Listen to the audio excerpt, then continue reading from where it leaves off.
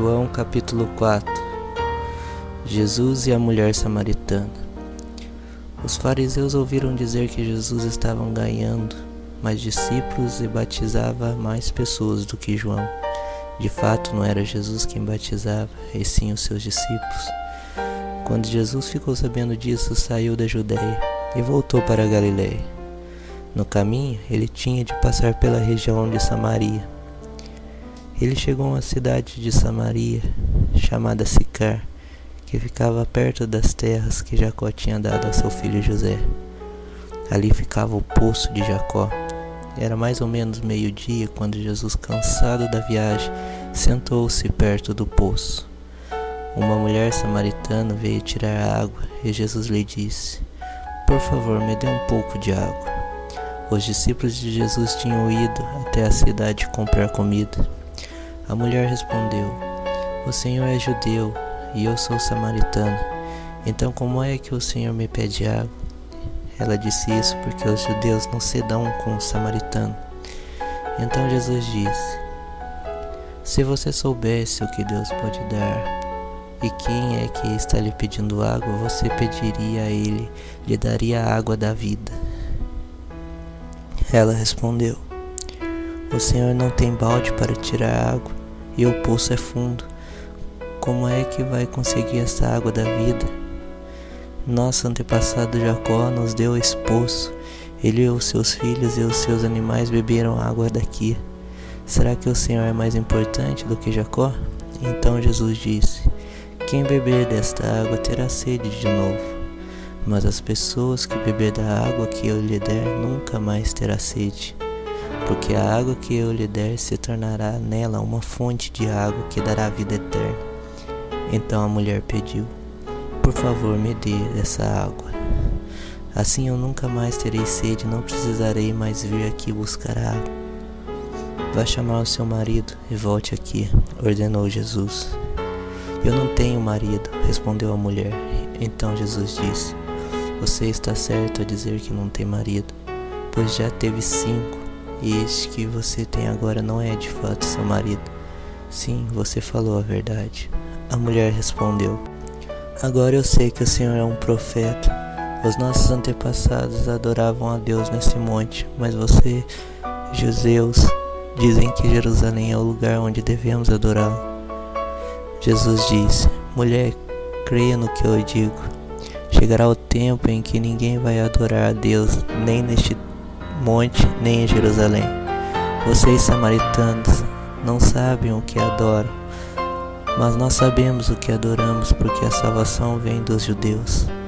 Mas virá o tempo, e de fato já chegou, em que os verdadeiros adoradores vão adorar o Pai em espírito e em verdade. Pois são esses que o Pai quer que eu adore. Deus é espírito, e por isso os que adoram devem adorá-lo em espírito e em verdade." A mulher respondeu: "Eu sei que o Messias, chamado Cristo, tem de vir, e, quando ele vier, vai explicar tudo para nós." Então Jesus afirmou: "Pois eu que estou falando com você, sou o Messias." Naquele momento chegaram os seus discípulos e ficaram admirados, pois eles estavam conversando com uma mulher. Mas nenhum deles perguntaram à mulher o que ela queria. E também não perguntaram a Jesus por que motivo ele estava falando com ela. Em seguida a mulher deixou ali o seu pote, voltou até a cidade e disse a todas as pessoas: "Venham ver o homem que disse tudo o que eu tenho feito. Será que ele é o Messias?" Muitas pessoas saíram da cidade e foram para o lugar onde Jesus estava. Enquanto isso, os discípulos pediram a Jesus: "Mestre, coma alguma coisa?" Jesus respondeu: "Eu tenho para comer uma comida que vocês não conhecem." Então os discípulos começaram a perguntar uns aos outros: "Será que alguém já trouxe comida para ele?" "A minha comida", disse Jesus, "é fazer a vontade daquele que me enviou e terminar o trabalho que ele me deu para fazer. Vocês costumam dizer: daqui a 4 meses teremos a colheita, mas olham e vejam bem os campos.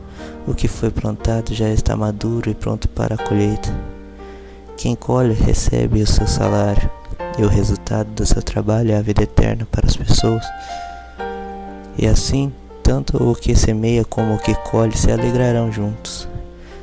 Porque é verdade o que dizem: um semeia e outro colhe.